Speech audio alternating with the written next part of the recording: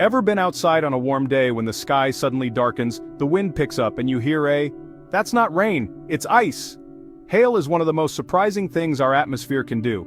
Even on a hot day, way above us, the air can be freezing cold. High up in giant storm clouds called cumulonimbus, the sky has its own freezer. These clouds stretch high into the atmosphere where temperatures drop below freezing. Inside, powerful winds called updrafts lift water droplets so high they freeze. These updrafts are like invisible elevators, keeping water and ice suspended, giving them time to grow.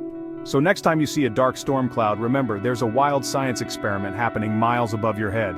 Hail is more than just weather. It's physics in action, showing how water transforms from liquid to solid thanks to nature's power.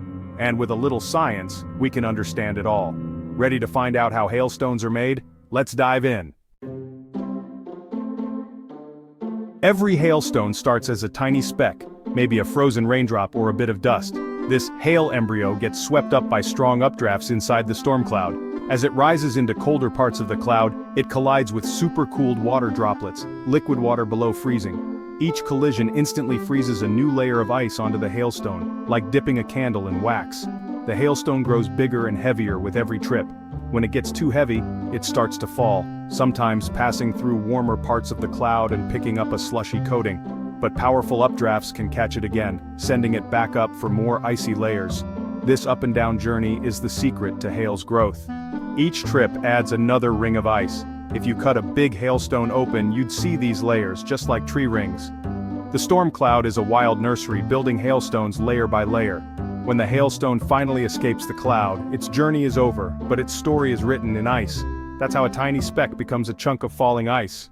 Wild, right? Why are some hailstones tiny, while others are huge? It all comes down to the storm's power. Weak storms have gentle updrafts, hailstones get only a quick ride so they stay small. Strong storms have powerful updrafts, like elevators that keep hailstones suspended for a long time. The longer a hailstone stays in the cloud, the more layers it collects. In a weak storm you get pea-sized hail, just a quick trip up and down. In a monster storm, updrafts can be faster than a car, keeping even heavy hailstones floating. These hailstones ride the updraft roller coaster over and over, growing with each trip. Some can make dozens of trips before finally falling to earth. The size of the hailstone tells you how powerful the storm was. Big hail means a mighty storm. It's nature's way of measuring storm strength.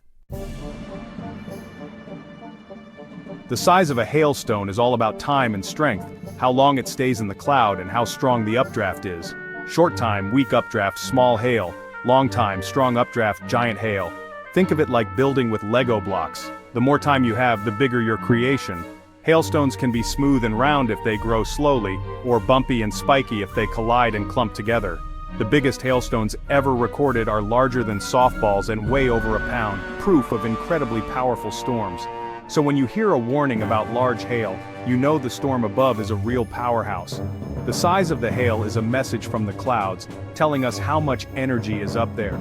Every hailstone is a frozen record of the storm's strength. Next time you see hail, you'll know it's science in action. Weather isn't just about what you feel, it's about what's happening high above. And every hailstone is a clue. The journey of a hailstone is one of nature's coolest stories. Tiny speck to icy giant, all thanks to the power of storms. Understanding hail helps us see storms as high-energy laboratories, not just rainy events. Next time there's a thunderstorm, listen for hail, from indoors of course. If you find hailstones after the storm, check their size and shape. They tell the story of the storm's strength.